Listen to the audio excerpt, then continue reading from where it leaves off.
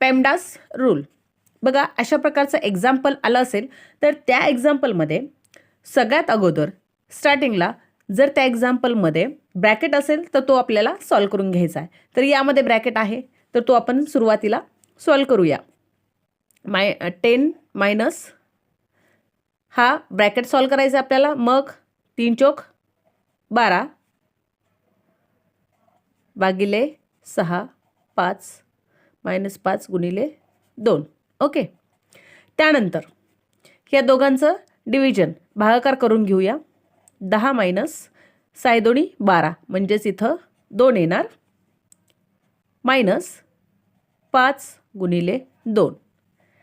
त्यानंतर बघा या दोघांचा गुणाकार करून घ्यायचा.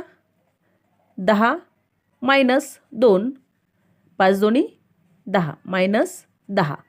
त्यानंतर काय करायचं आहे तर ह्या दोघांची वजाबाकी करायची. 10 मधून 2 गेले 8 राहिले minus 10 and then finally answer येत आहे 10 मधून 2 गेले 2. पण मोठी संख्या कोणती आहे तर 10 आहे आणि त्याचं सिम्बॉल किती आहे मायनस.